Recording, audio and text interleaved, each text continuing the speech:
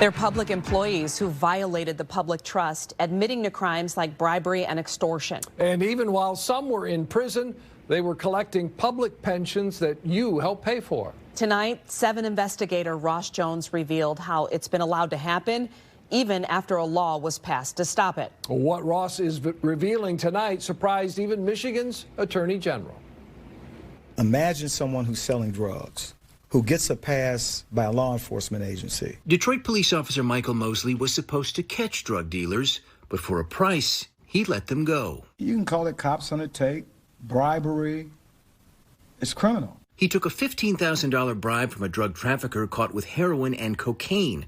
In exchange for the money, Mosley agreed not to pursue criminal charges. And after pleading guilty, he gave up his badge and his gun. But one thing he's kept ever since, his public pension. This is the kind of thing that really angers the public. State Senator Jim Runestad says the public has no business paying pensions like Mosley's. And in 2017, he tried to stop it by writing legislation requiring public employees to forfeit their pension if convicted of a felony that violates the public trust.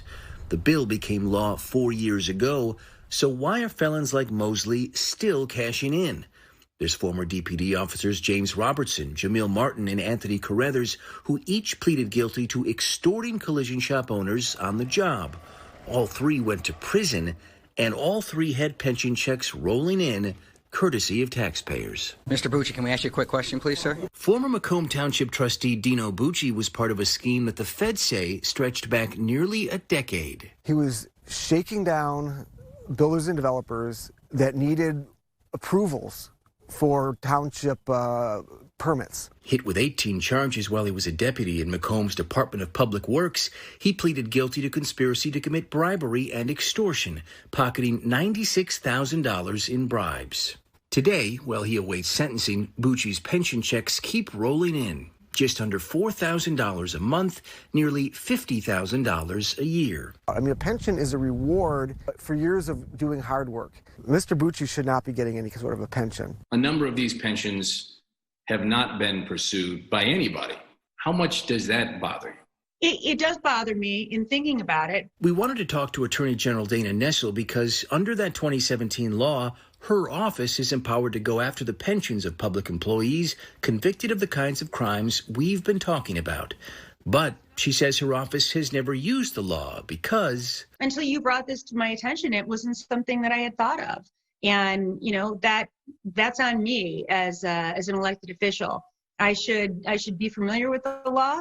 I should know it inside and out. But Nessel says that even if she was aware of the law, she's not sure she should be pursuing the pensions of crooked county or city employees that someone else is prosecuting. If they're not a state employee and the money really belongs to somebody else besides the state of Michigan, I represent the state of Michigan, but I don't represent Macomb County. It makes total sense that the Attorney General could act in his or her power to take a pension away. Former U.S. Attorney Matthew Schneider prosecuted many of these cases and says if a judge doesn't forfeit a felon's pension, the Attorney General should, whether they work for the city, county, or state. We should have people in these offices looking to find out when did that conviction get entered, and immediately somebody in the state Attorney General's office should be on that pension to give it back to the taxpayers.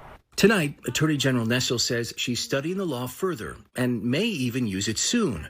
Her office recently charged Macomb County Prosecutor Eric Smith with felonies that include racketeering and embezzlement. Smith says he's not guilty and is already collecting his pension, more than $7,500 every month. I think what your investigation has highlighted is the lack of clarity and awareness of this entire pension issue. When you make a decision to steal, when you make a decision to disrespect and abuse the citizens that you're supposed to be serving, you forfeit what anybody owes you back. Now, if the Attorney General does not pursue Dino Bucci's pension, Macomb County's prosecutor still can. Now, we would have liked to have told you what those 4 convicted Detroit cops' pensions were worth, but the Detroit Police and Fire Retirement System refused to tell us. However, one officer, Michael Mosley, his attorney told us his client's getting about $200 every month. We're live in Detroit tonight. I'm Ross Jones, 7 Action News. More to come there. Ross, thank you.